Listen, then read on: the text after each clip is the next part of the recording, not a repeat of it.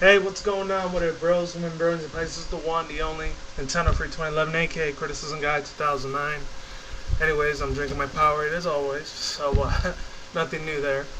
So yeah, before I end up starting this video, might be a couple real life typos, mistakes, and shit like you guys are normally used to hearing. Anyways, besides all that, hopefully you guys enjoy this, and without further ado, let's begin. Hopefully read the title button below too as well, because it's going to be very important in the future. So yeah, Princess Mononoke, I don't know if any of you guys have ever heard of this movie. Actually, if you're big ass anime fans like myself, you guys know exactly who the creator of this guy was. I think it was from Studio Ghibli's Mr. Miyazaki himself. Guy was a living genius. I don't know if he's still alive, if he's dead. I actually got some of the information on Wikipedia. But once again, shout out to fucking Jack the Bomb. Really awesome guy right there. Definitely sub to his channel. He talks a lot about like consoles and PCs. Sometimes he kind of like bashes the crap out of Xbox and shit like that. And like he doesn't really do it for Nintendo and PS4 that much, which is gonna be coming out later on this year. But yeah, basically, without further ado on that, let's really begin. So basically, it's about this guy, and it's about him getting his right arm corrupted. He ends up like being cursed by this boar demon, and he has to leave his own little village, and he has to save this princess. Her name, hence the name Princess Mononoke. To show that not all humans are evil. Some are actually nice and kind-hearted. Not like how she thinks that they're all evil and everything.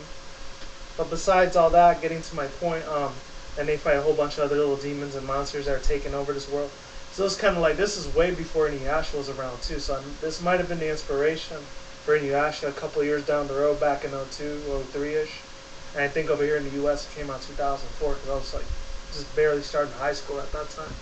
So yeah, basically other than that, yeah, that's that whole story in a nutshell. I'll give a link to you down in the description box below. Go to Wikipedia on there.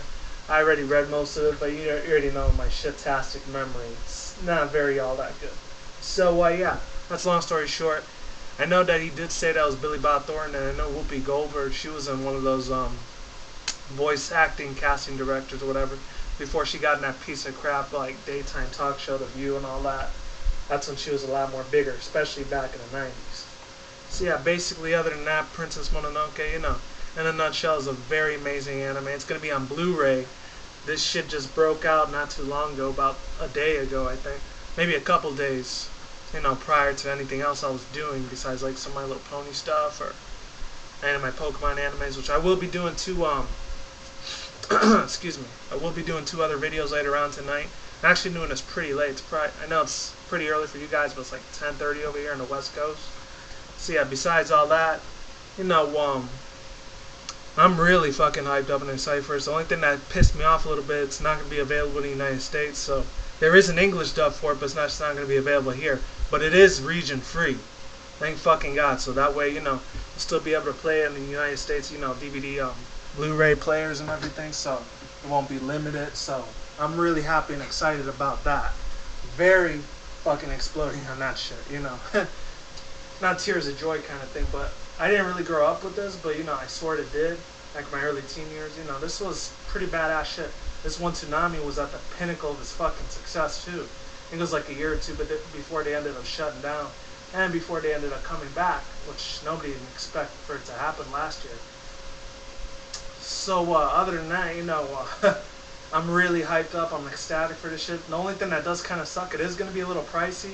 So if you're willing to spend like $90 plus, because the Blu-ray is $70 out there in Japan. That is a little fucked up, but at the same time, if you're willing to spend the money, if you have it to spend, you got money to fucking burn, especially in this shitty economy, definitely by all means go for it. And plus it's $20 for the like fucking shipping and handling thing if you wanted to get like imported from Japan.